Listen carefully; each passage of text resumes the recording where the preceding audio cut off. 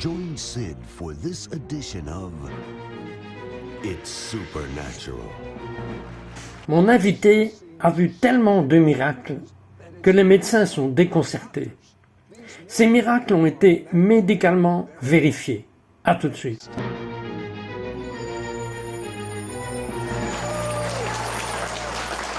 Bienvenue Saint-Esprit. Va et coule dans cette émission. Mon invité, Shane Winings, a été élevé dans une maison religieuse, mais n'a vu aucun miracle.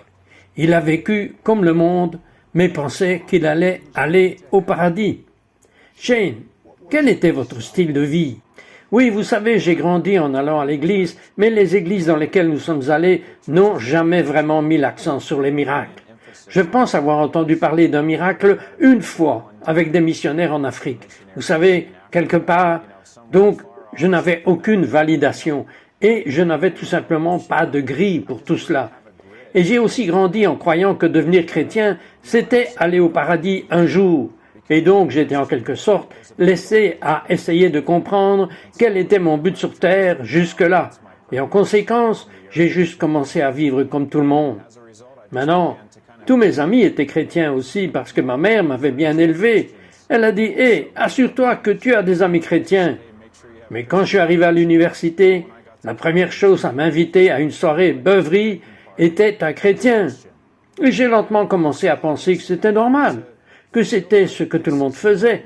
Même si je m'impliquais dans l'église, tout le monde l'était aussi. D'une certaine manière, vous savez, je dirais maintenant qu'il faisait des compromis. Et ce n'est que lorsque j'ai eu une rencontre avec Dieu que j'ai commencé à réaliser qu'il y avait bien plus à faire dans le fait d'être chrétien que d'aller au paradis un jour. La vie a vraiment commencé à prendre une forme plus dure pour vous. Que s'est-il passé? Oui, donc après l'université, je suis entré dans l'armée en tant qu'officier et j'ai perdu quelques soldats pendant mon temps en tant que chef de section. J'avais 22 ans, j'étais responsable d'environ 80 gars. Et nous avons perdu un soldat à cause du suicide, nous avons perdu un autre soldat en Afghanistan, et quand je suis allé en Afghanistan, nous avons été attaqués par des roquettes et des tirs de mortier plus de 150 fois en 6 mois, juste sur notre camp, sans même parler de sortir du camp pour les missions. Et donc tout ça traumatise. Plus, quand je suis rentré à la maison d'Afghanistan, mon meilleur ami était mort dans un accident de voiture. Et donc, ça a commencé à s'accumuler. Et je faisais face aux choses du monde, même si j'étais aussi guitariste et batteur dans une méga église. À l'époque, je vivais dans cette tension, comme si je savais que j'avais besoin d'être à l'église parce que j'avais été élevé à l'église et je croyais intellectuellement, mais il manquait quelque chose dans mon cœur et je suis arrivé à cet endroit où je m'en fichais de savoir si je vivais ou si je mourais. Et j'ai vécu dans cet état pendant environ 6 mois. Puis, vous avez eu un rendez-vous très étrange. Parlez-moi de ce rendez-vous étrange. Oui, il y avait une jeune femme dans mon église à laquelle j'étais assez intéressé et nous avions passé du temps en groupe et elle m'a demandé si j'allais dîner. J'ai dit OK, bien sûr. Et je regardais le menu, j'étais sur le point de commander un dessert ou quelque chose comme ça et elle m'a dit « Shane, je sais qui tu es vraiment et je ne sais même pas si tu es vraiment sauvé. Tu es un hypocrite. » Et elle a commencé à me parler. « Et vous pensiez que c'était sympa ?» Oui, elle avait saisi mon attention et je me suis dit « Je ne pense pas que je vais manger. » Et elle a commencé à me raconter l'évangile, le vrai évangile, comme pourquoi Jésus est venu. J'ai été immédiatement rempli de larmes à un moment donné alors qu'elle me racontait le témoignage d'une tumeur rétrécissant sous sa main. Et c'était comme si une lumière qui n'existait pas sortait du plafond. J'ai vu une lumière physique. Et elle m'a frappé à la poitrine et j'ai ressenti la présence tangible de Dieu. Et je savais juste que je devais rentrer à la maison. Et je suis rentré chez moi et je me suis assis sur mon lit pour équilibrer ces émotions, comme si je venais de faire cette rencontre. Mais je ne voulais toujours plus être en vie. Et j'étais en quelque sorte en train de résoudre ces deux choses et je n'ai pas entendu la voix audible du Seigneur, mais j'ai eu une pensée qui était dirigée vers moi. Et elle disait « Shane, tu n'as jamais vécu pour moi un seul jour de toute ta vie. » Et j'étais condamné, je veux dire, j'étais coupé jusqu'à la moelle, et j'ai réalisé, oh mon Dieu, c'est Dieu. Et j'ai immédiatement su que j'étais coupable. J'ai progressé, que j'avais une croyance intellectuelle en Christ, mais ma vie était loin d'être pour lui. Mais ensuite, le Seigneur est venu avec son amour, et j'ai été submergé par le pardon de Jésus. Et alors j'ai dit, Seigneur, je ne veux plus de ma vie, je te la donne. Je suis désolé de ne pas avoir vécu pour toi un seul jour de ma vie, mais je vivrai pour toi tous les jours de ma vie après ce soir. Et je n'ai plus été le même depuis, et c'était il y a 8 ans. Et puis un homme du nom de Jacob vous a emmené plus loin. C'est vrai, donc Jacob était un gars dans mon église que je trouvais tellement bizarre, parce que c'était un de ces gars qui sautait partout. Il dansait pendant le culte, mais c'était drôle parce que sa femme était ma directrice de louange, et je jouais de la batterie. J'ai su immédiatement, quand j'ai été sauvé, que j'avais besoin de parler à Jacob, et donc j'ai passé du temps avec lui. Nous allions prendre le petit déjeuner, et je lui ai raconté tout ce qui s'était passé. Je lui ai dit, ma vie est juste renversée. Je lis dans la Bible concernant les miracles, et je pense que les miracles sont pour aujourd'hui. Et il m'a dit, prions. Et alors nous sommes allés nous asseoir dans sa voiture, et il m'a dit que c'était comme juste un acte de foi. Il m'a dit, tends les mains. J'ai tendu les mains, et il a commencé à prier pour que j'avance dans le don de guérison. Et en réalité, il a prié juste pour que je croie qu'il est possible, que ce n'est pas comme s'il me donnait quelque chose qui m'aiderait à comprendre. C'est la vie chrétienne.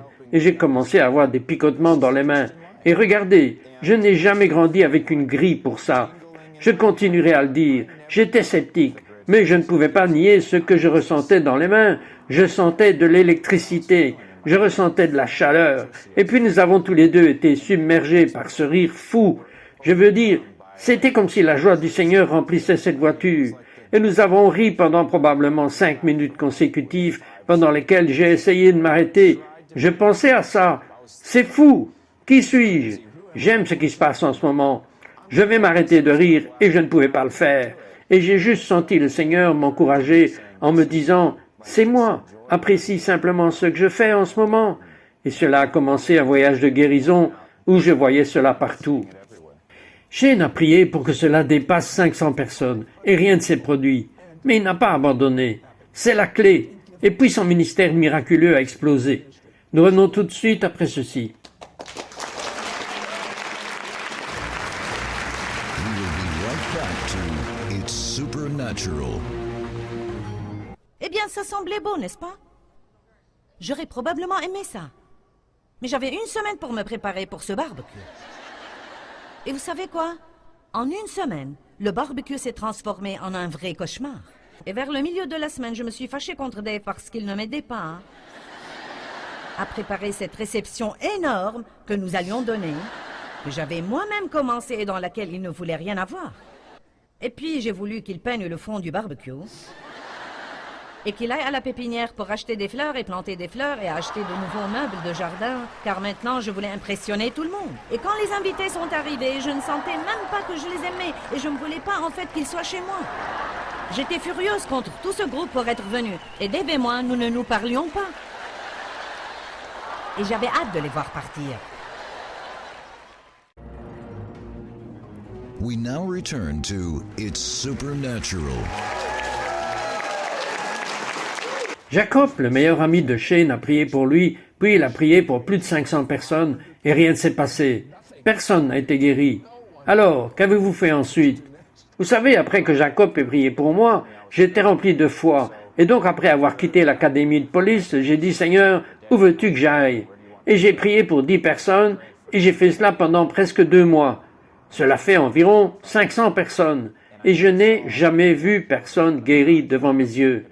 Maintenant, je sais que les gens auraient pu être guéris plus tard, mais je n'en ai vu aucun sur environ 500 personnes. Et je me souviens que j'étais assis dans ma Jeep à l'extérieur d'une épicerie à Tacoma, Washington, et j'ai dit, Seigneur, et c'était ma prière immature, juste honnête, j'ai dit, Seigneur, tu vas commencer à guérir certaines personnes.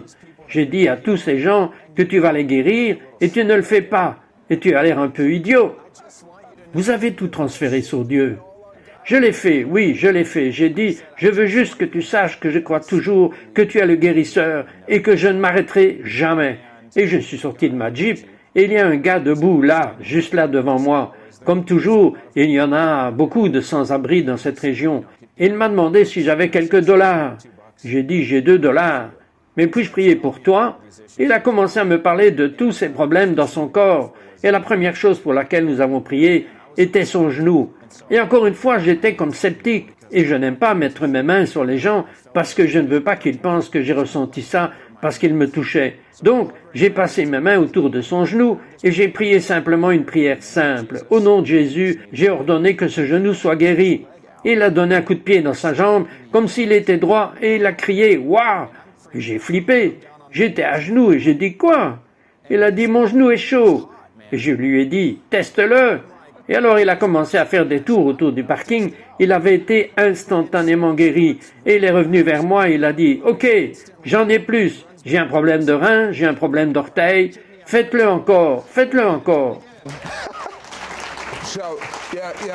Alors oui, vous êtes passé par l'académie de police, vous avez vu des miracles. Dieu merci. Dieu vous a fait passer par ce que vous appelez l'académie du Saint-Esprit. Oui, vous savez, j'ai reçu un excellent enseignement à travers des sermons que j'ai trouvés en ligne par certaines personnes qui ont été dans cette émission. Et j'ai passé du temps avec le Seigneur dans ma chambre, et j'ai lu la Bible, et j'ai lu, et j'ai eu cette attitude du Seigneur. Je crois que c'est pour aujourd'hui. Et je cherchais constamment des choses. C'était cool d'entendre Marie parler de paroles de connaissance. Tous les jours, j'allais dans mon parc local ou sur le campus de Tacoma de l'Université de Washington, et il y avait des gens tout autour, et j'allais simplement donner des paroles de connaissance. Et je me trompais tout le temps, et j'avais l'air idiot tout le temps, mais c'était comme si j'avais faim de cela. Et pourquoi n'avez-vous pas abandonné? Parce que je savais juste que j'avais le sentiment, oui, vous saviez que c'était vrai, peu importe ce que vous voyez. Oui, j'ai dit que la parole devait toujours être vraie au-dessus de mes expériences, peu importe à quel point c'était inconfortable. Et j'ai juste continué après. Et parfois je voyais un peu, et cela déclenchait ce feu encore plus, et après environ 6 mois de travail, j'ai commencé à acquérir des connaissances vraiment intéressantes, à voir des guérisons vraiment étonnantes, et mon pote Jacob a parlé à mon mariage, parce qu'il était mon témoin, et il a dit, vous savez quoi? En fait, j'ai été jaloux de toi pendant un bon moment, parce qu'il m'envoyait des SMS tous les jours avec ses miracles fous. Et je suis allé à l'école du ministère surnaturel de Bethel, et je ne voyais pas de miracles tous les jours. Et il venait d'être sauvé, et nous avons fait beaucoup de choses ensemble, et c'était donc tout simplement incroyable de voir Dieu travailler dans ma vie, et de penser que c'était humble, parce qu'à peine 8 mois auparavant, j'étais un gars grossier qui dormait, qui était accro à l'alcool et qui voulait être mort. Et maintenant, Dieu a totalement racheté ma vie, et il m'utilise pour faire avancer son royaume. Je veux dire, c'est le plus grand honneur que je puisse jamais expérimenter. Only God. Only God. Now, Dieu seul peut faire cela. Maintenant, parlez-moi de votre première vision ouverte qui vous a amené à rencontrer la femme qui allait devenir votre femme. Alors j'étais chez Starbucks en Floride, où je vis maintenant. J'étais juste en visite à la maison depuis Washington et je voulais juste prendre un café et lire ma Bible. Je me suis assis, je me préparais à commander et j'avais été économisé car j'étais né de nouveau depuis environ 18 mois et donc je ne cherchais pas forcément toujours une parole. Je dirais que la première année, je disais toujours « Donne-moi une parole pour cette personne ». Vous savez, j'étais zélé, mais j'ai commencé à m'installer et à réaliser que Dieu va interrompre ma vie et il me donnera des paroles de temps en temps. Et donc je faisais la queue chez Starbucks et je regardais ce monsieur devant moi et tout d'un coup, c'est comme si je pouvais voir comme un hologramme ou quelque chose comme ça. Je voyais un écran où je regardais ce type monter les escaliers de ce motel bon marché. Il est entré dans une pièce au 2e étage et je sentais que c'était dégoûtant à l'intérieur, comme si j'avais l'impression de regarder quelque chose de mauvais en ligne. Et j'ai demandé, Seigneur, mais qu'est-ce qui se passe en ce moment? Pourquoi me montres-tu cela? Il a dit, cet homme va commettre un adultère et je veux que tu l'arrêtes. Je me suis dit, je suis juste là pour obtenir un café et lire ma Bible. Mais c'était comme s'il voulait que je fasse les choses que je lisais. Et alors, j'ai demandé à ce gars, j'ai dit, « Hé, ça va vous paraître super gênant, mais le Seigneur vient de me montrer quelque chose à propos de vous, et j'ai besoin de vous parler en privé. » Et donc il a dit, « Ok. » Et nous sommes sortis dans le parking, où il n'y avait personne autour. Et j'ai dit, « Hé, je vous regardais, et j'ai vu quelque chose, et je crois que ça vient du Seigneur. » Et alors que je commençais à le partager, c'est comme si j'étais passé d'un endroit où je me demandais si c'était de Dieu, à un endroit où je commençais à sentir comme si c'était le Seigneur. J'avais une assurance en moi. Et puis j'ai commencé à recevoir plus de paroles de connaissance. Et j'ai dit, je ressens comme si vous aviez une dépendance à la pornographie. Et puis le Seigneur m'a donné une autre pensée. Cela affectait son fils. Alors j'ai dit, est-ce que vous avez un fils? Il a dit oui. J'ai dit, cela affecte votre relation avec votre fils. Et le gars m'a juste regardé comme si les secrets de son cœur avaient été dévoilés. C'est ce que la Bible nous dit dans 1 Corinthiens 14. Et donc j'ai dit, écoutez, Dieu aime votre mariage et il veut le sauver. C'est sa miséricorde. Ne faites pas ça ce soir. Et après cette rencontre, j'ai partagé ce témoignage sur Facebook. Il est devenu viral sur Facebook et ma femme s'appelle Jessica. Elle a aimé le message ou commenté ou quelque chose comme ça. Avant d'être votre femme. Oui, je ne la connaissais pas du tout. J'étais en fait dans une période de célibat avec le Seigneur parce que le Seigneur m'a dit, tu es trop distrait. C'est comme si ton cœur était pur. Maintenant, tu es né de nouveau, mais tu es trop distrait en essayant de trouver ta femme. Concentre-toi juste sur moi. Et donc, j'étais dans cette phase. Mais ensuite, j'ai vu cette photo de cette belle dame et j'ai cliqué sur son profil et j'ai dit, oh, c'est Jésus. Ce n'était pas comme si vous aviez des photos de bikini. Je veux dire, en fait, elle semblait comme une fille pure. Et donc j'ai dit, Seigneur, je pense que cette fille est vraiment pure. Je veux en quelque sorte lui demander comment lui parler. Et il a dit, pourquoi pas? Alors j'ai dit, ok. Alors je lui ai envoyé un message. Excusez-moi, quand il vous a dit, eh bien, pourquoi pas? Était-ce juste une pensée intérieure? J'ai posé une question. J'ai dit, Seigneur, puis-je envoyer un message à cette fille? Et il m'a dit, pourquoi pas? Ton cœur est pur. Tu ne cherches pas quelque chose que tu cherchais auparavant. Comment avez-vous su que c'était Dieu? Ça aurait pu être votre pensée. Vous ne le savez pas jusqu'à ce que vous fassiez cet acte de foi et que vous compreniez en cours de route. Et donc je lui ai envoyé un message, nous avons parlé pendant quelques jours, et je me souviens, lorsqu'il me restait 2 jours de vacances en Floride, je me suis réveillé d'un sommeil profond une nuit vers 1h du matin, et j'ai pensé, à quelle distance se trouve l'université Lee, où elle est allée à l'école, dans le Tennessee. Et j'ai cherché, et c'était environ 8 heures de route. Alors j'ai eu cette pensée folle, et j'ai dit, Seigneur, puis-je l'emmener à un rendez-vous? J'ai eu une autre pensée. Pourquoi pas? Et alors je lui ai envoyé un message. J'ai dit que ça allait paraître fou, mais j'aimerais venir en voiture et vous emmener dîner. Elle a dit, je veux prier à ce sujet. Et je me suis dit, s'il vous plaît, faites-le. Et je ne lui avais raconté aucune de mes conversations précédentes avec le Seigneur. Alors elle est revenue à moi, je pense le lendemain, elle a dit tout ce que j'avais pensé. C'était, pourquoi pas? Et j'ai ri parce que je savais que c'était du Seigneur. Ça va être ma femme, c'est sûr. Et je l'ai emmenée dîner. Je suis rentré à Washington le lendemain. Nous avons fait des longues distances pendant 9 mois et nous nous sommes mariés. Et nous sommes mariés depuis 6 ans maintenant avec 2 beaux garçons. C'est incroyable, mais vous avez fait le tour de 44 villes pour ainsi dire. Et pendant que vous étiez dans ces différentes villes, vous avez vu des miracles majeurs éclater. Ah oui, j'avais commencé à prêcher sur les réseaux sociaux, en particulier sur TikTok, lorsque le Covid a frappé et que les confinements sont arrivés. Et j'ai éclaté, je veux dire, nous étions peut-être que 10 au début de la prédication du confinement sur TikTok. Et donc cela a explosé jusqu'à 1 demi-million de followers en quelques mois.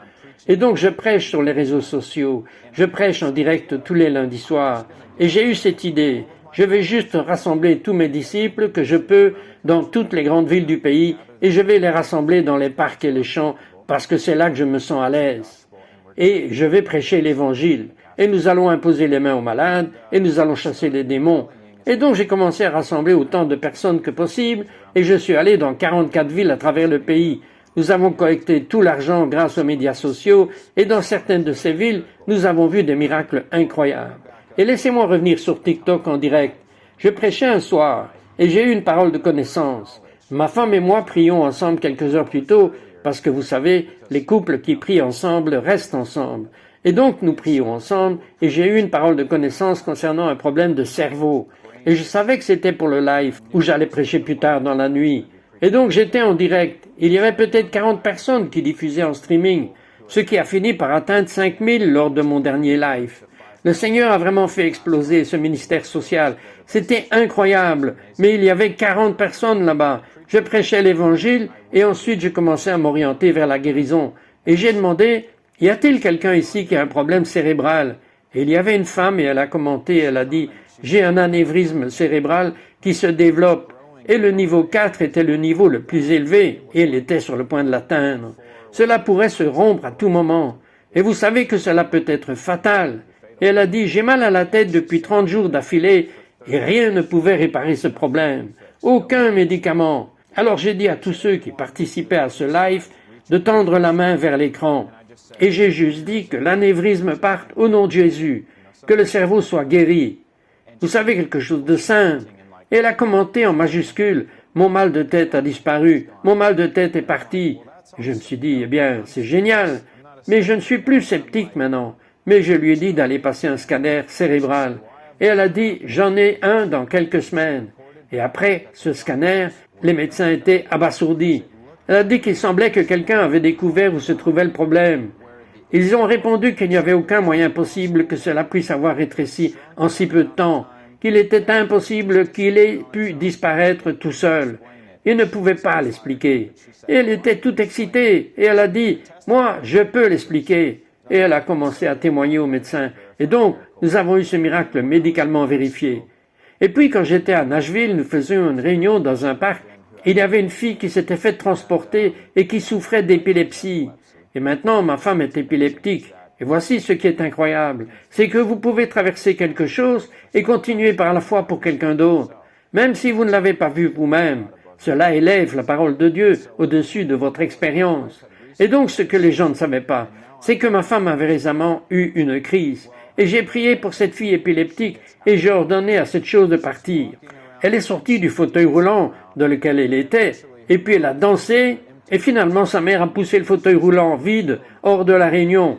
Et elle était totalement guérie. Et puis voici la meilleure partie. Elle a passé un scanner cérébral 6 mois plus tard, et il n'y avait aucune trace d'épilepsie dans son cerveau. Elle a été capable d'obtenir un permis de conduire, et maintenant elle a un travail dans lequel elle conduit sa voiture, parce que Dieu l'a touchée. C'est incroyable. Comment avez-vous trouvé une dévotion de 63 jours? Je n'ai jamais entendu parler d'une telle chose. C'est une excellente question. Donc la science a montré qu'il faut environ 3 semaines pour former une habitude. Mais cela prend 3 fois plus de temps, c'est-à-dire 63 jours, pour reprogrammer votre esprit. Et donc, pour résumer, et un neuroscientifique chrétien a compris cela, mais notre cerveau a des neurones. Les voies sont comme des routes. Et on dit donc que vous avez tendance à avoir peur chaque fois que vous rencontrez une situation effrayante. Votre cerveau envoie à tous ces neurones qu'il est temps d'avoir peur lorsque vous dites la vérité de la parole de Dieu, parce que la Bible est vraie, et que la science prouve Dieu lorsque vous dites la vérité de la parole de Dieu. La science a montré que vous pouvez rétrécir ce chemin étroit de la peur, et ensuite vous pouvez développer un nouveau chemin de foi neurologique. Et donc ce qui est cool, c'est que si vous voyez tous ces gens et vous vous demandez à quel point ils sont si audacieux tout le temps, c'est parce qu'ils l'ont fait encore et ainsi de suite. Ainsi, si j'ai tendance à être anxieux ou effrayé, j'ai tendance à être courageux parce que je connais le Dieu qui vit en moi. Shane, priez pour les gens. Père, je te remercie dans le nom de Jésus pour chaque personne qui regarde en ce moment cette émission. Dieu, tu connais tous les besoins, tu connais chaque affection, chaque maladie. Et en ce moment, au nom de Jésus, je prie pour que la guérison éclate de l'autre côté de cet écran et dans cette audience. Seigneur, je te remercie de ce que chaque maladie s'en va, chaque douleur disparaît, chaque désordre est réaligné comme tu l'as conçu, au nom de Jésus. À toi soit la gloire. Amen.